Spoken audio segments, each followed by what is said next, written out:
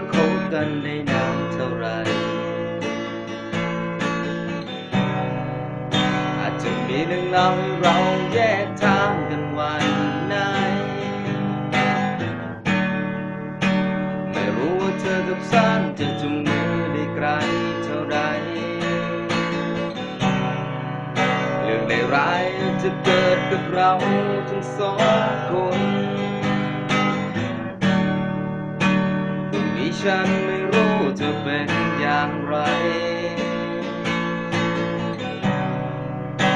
ตรงนี้ฉันอาจทำเธอเสียใจตรงนี้เธออาจจะเจอคนใหม่ที่เธอว่าสา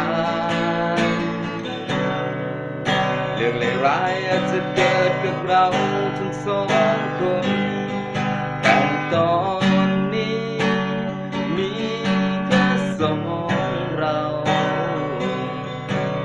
ส่วนพยุงแบ่งเบาให้รักเราเดินไปได้ไกล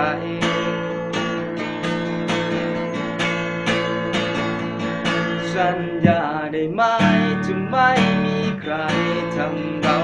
ผ่านจะไม่มีวันทำเราต้องผ่าน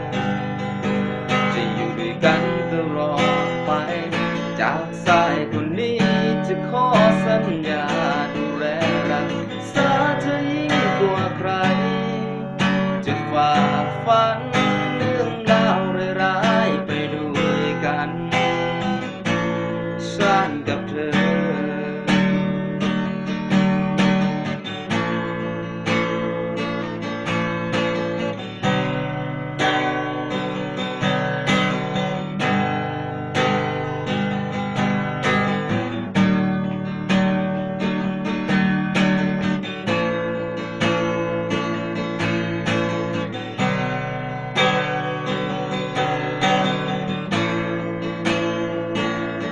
แต่ตอนนี้มีแค่สองเราช่วยพยุงแบ่งเบาให้รักเราเดินไปได้ไกล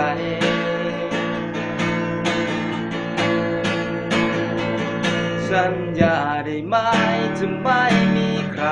ทำเราต้องผ่านจะไม่มีวันทำเราต้องผ่านจะอยู่ด้วยกันตลอดไปจากสายคนนี้จะขอสัญญาดูแลรักษาเธอยิ่งกว่าใครจะฝ่าฟันเรื่องราวร้ายๆไปด้วยกันฉันกับเธอจากสายคนนี้จะขอสัญญาดูแลรักษาเธอยิ่งกว่าใครจะฝ่าฟันเรื่องราวร้ายๆไปด้วยกันฉันกับเธอ